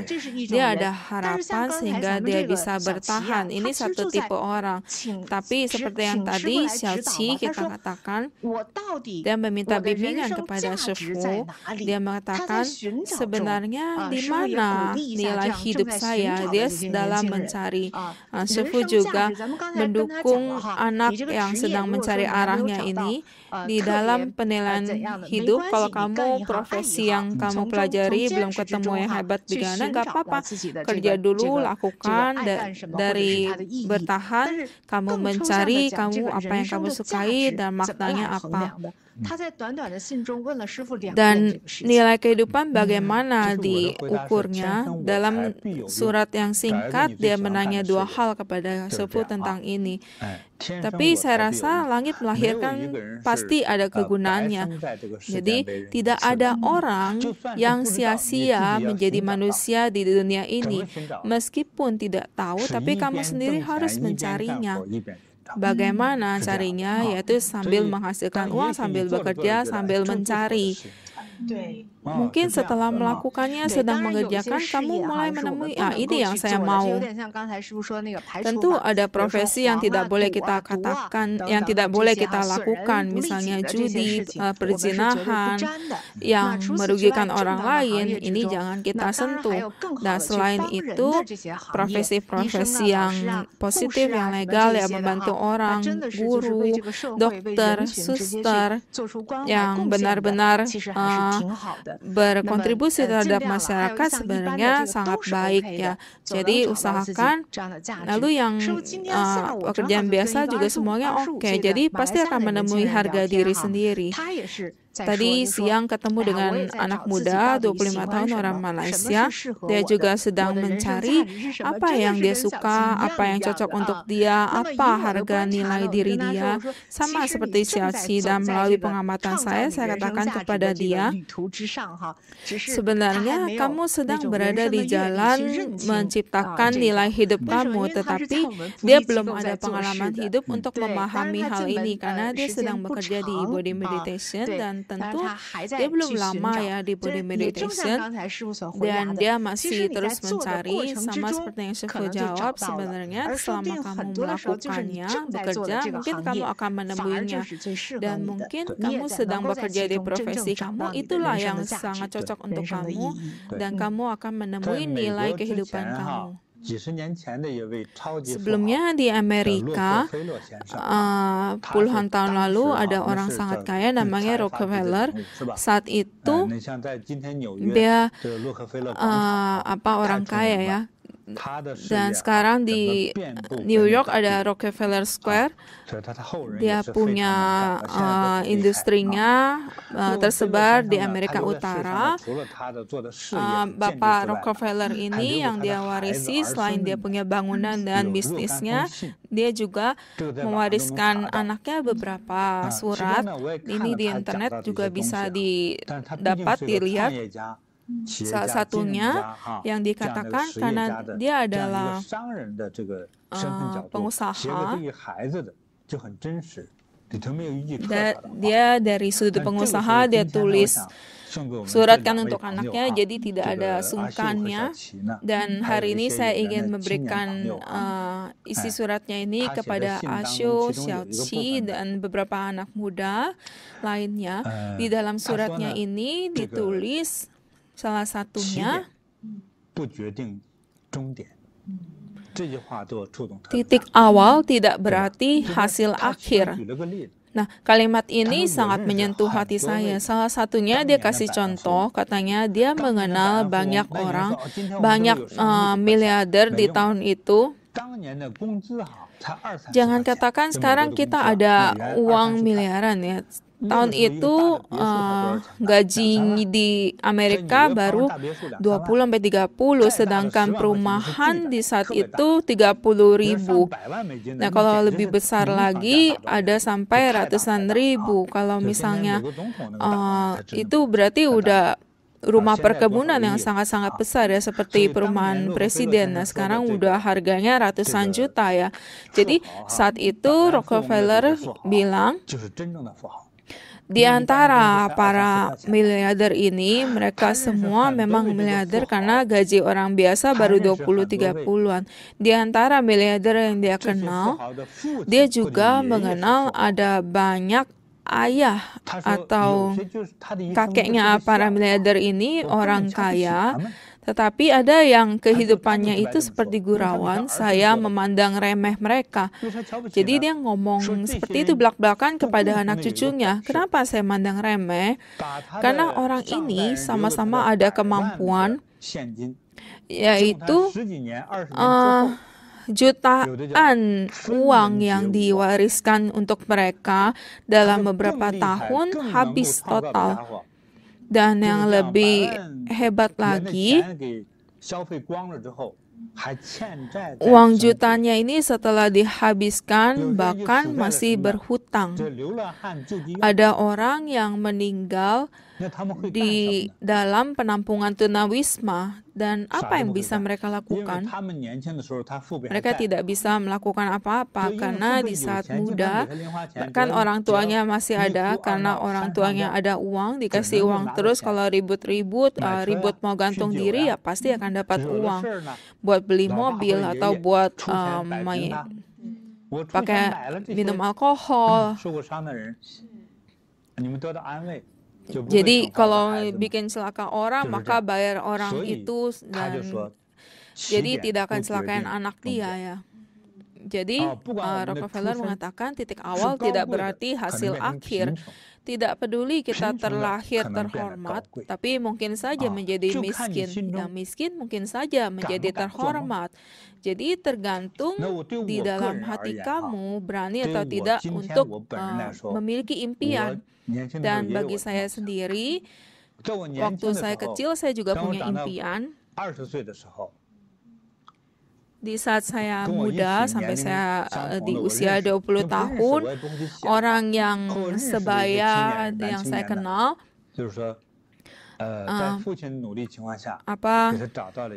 anak-anak pria muda, jadi lewat usaha ayahnya, akhirnya orang ini punya pekerjaan, dan dia akhirnya ada uang, dia beli sepeda baru, dan akhirnya dia punya pacar cantik, terus dia pamer, ini pacar saya, ini kendaraan saya. Jadi sampai sekarang kayak punya kendaraan, punya mobil zaman sekarang, dan dia merasa bangga. Dan akhirnya saya menyadari 20 tahun kemudian, nah orang-orang udah menikah yang lain, tetapi pria ini dia belum punya apa-apa ya. Jadi semakin cepat pacaran malah nggak ada hasil apa-apa, yang terlambat malah langsung sukses. Jadi di saat orang lain sedang berusaha, ada yang berbisnis, ada yang bekerja, semuanya berusaha, udah mulai berkeluarga, tetapi orang yang pada tahun itu cepat dewasa, cepat punya pekerjaan, nah mereka bukan anak orang kaya, tetapi ya punya kemampuan, ada kekayaan sedikit. Hampir semuanya itu mengambang. Jadi nggak ada keluarga, nggak ada usaha, nggak ada uang. Dan ini adalah kenyataan yang terjadi di antara orang-orang yang sebaya saya. Tapi di tahun itu saya sangat memandang remeh mereka ya. Dia pamer ke saya, dia punya jam digital dari Hong Kong ya, Casio, terus pakai t-shirt baru, pakai celana bootcut, dan setelah itu dia juga pakai topi emas. Jadi dia pinter banget memamer, dan saya merasa yang mereka kejar itu bukanlah hal yang ingin saya kejar atau rendah. Dia mengejar, dia pengen menikah, terus punya anak. Nah, kehidupannya ya menikah, kemudian seumur hidup berusaha membayar untuk cicilan rumah dan akhirnya menjadi budak rumah. Jadi tidak terlalu hebat akhirnya. Karena itu perbedaan di antara manusia asal ada impiannya tidak terlalu berlebihan, terus impiannya yang sulit dicapai malah mudah sukses ya. Tetapi kalau misalnya impiannya beli mobil udah puas, terus setelah dapat mobil pengennya 500.000, setelah berhasil malah merasa itu yang paling murah ya. Dan akhirnya merasa sedih atau bagaimana. Jadi impian yang lebih mulia, yang sulit untuk dicapai itu malah membuat kita bisa berusaha seumur hidup.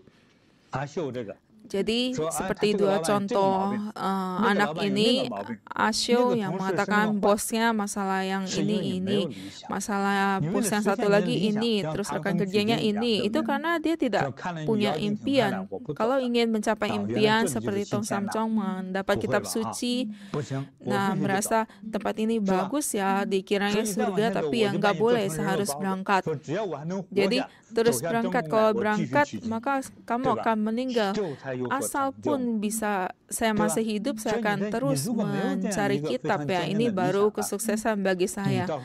Jadi kalau tidak ada impian yang kuat, yang gigih, maka kamu akan sesuai dengan mengikuti apa adanya ya. Terus ada juga godaan wanita, atau misalnya udah menikah dengan orang cantik, terus bisa ada rumah di sini, ya belajar ajaran Buddha kan buat bisa hidup baik ya. Ya udah cukuplah melahirkan anak. Nah kalau gitu apakah dia Tong Samchong? Bukan lagi menjadi orang Tong Samchong yang dihormati orang-orang saat ini ya. Jadi impian yang mulia ini bagi kepribadian kita akan menjadi lebih tinggi. Di saat adanya impian yang mulia, kamu baru bisa belajar untuk disiplin. Nah, saya misalnya kalau saya orang yang punya impian yang mulia, maka tidak bisa sembarangan ya. Misalnya kalau artis yang terkenal, jadi saya tidak boleh sembarangan mabuk atau marahin orang. Semua orang kenal saya. Saya adalah pebisnis terkenal, jadi kalau ada pengemis saya nggak boleh pelit ya. Karena kalau orang tahu bisa diketawain. Orang lain kasih 200 ya misalnya, orang lain kasih 2 sen, saya kasih 200. Jadi harus ada image positif sehingga dia mulai disiplin kepada diri sendiri. Nah, demi mencapai impian di saat orang marahi, apakah saya nggak jalan lagi? Asalkan saya masih bisa melakukan, maka saya akan terus mengambil kitab. Lebih baik saya meninggal di jalan mengambil kitab daripada meninggal di rumah ya. Nah, saya lebih baik menjadi orang seperti ini. Dan saya juga mengirimkan ucapan ini kepada 2 anak muda dan juga semua anak muda.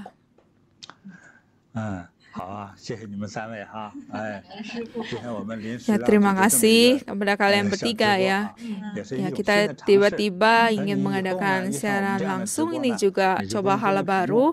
Kalau ketemu siaran langsung kita yang seperti ini, nggak perlu dilihat terus di layar, bisa sambil setir atau sambil melakukan pekerjaan rumah, sambil mendengarkan kita berbincang-bincang. Saya rasa ini juga sharing pengetahuan ya. Jadi semua keluarga ada anak muda, semua orang di masa depannya ada masa bimbang.